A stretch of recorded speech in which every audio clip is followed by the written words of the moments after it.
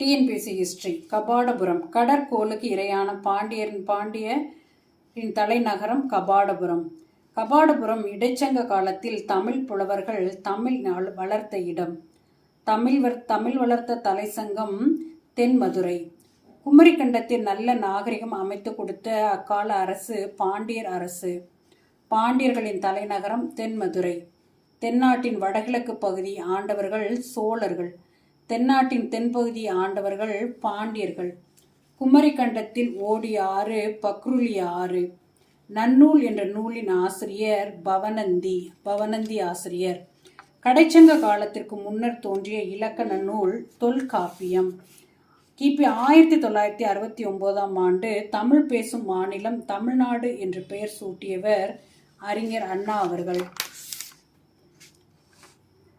செந்தமிழ் நாடனும் போதினிலே இன்பத் தேன் வந்து பாயுது காதினிலே என்று பாடியவர் பாரதியார்.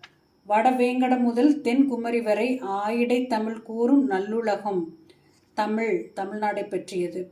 சங்ககால நிலப்பிரிவில் காடும் காடு சார்ந்த இடமும் முல்லை மிக தொன்மையான பகுதி என வரலாற்று ஆசிரியர்களால் அறியப்படுவது விந்திய மலைக்கு தெற்கே உள்ள பகுதி.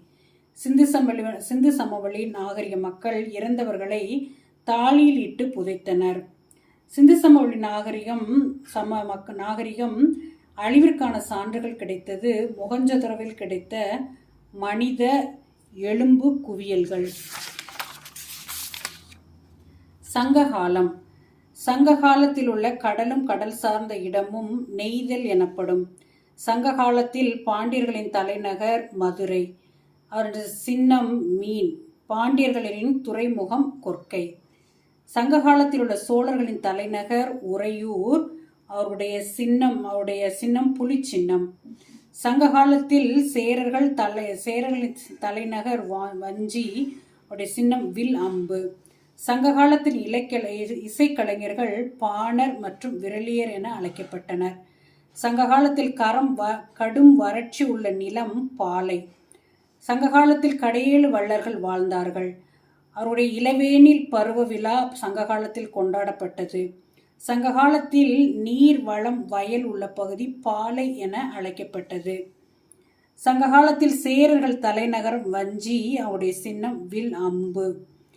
சங்ககாலத்தில் பெண்கள் உரிமை உடையவர்களாக இருந்ததால் அவருடைய காதல் மற்றும் வன வாழ்க்கை அவர்கள் ஏற்றால் போல் இருந்தது. போரில் வீர மரணம் அடைத்தவர்களுக்கு நடுக்கல் நடப்பட்டது. அரசு தலைநகரங்களில் விழா எடுக்கப்பட்டது. அது இந்திர விழா. வர்ணாசிரம் குல வேற்றுமை இடம்பெறாத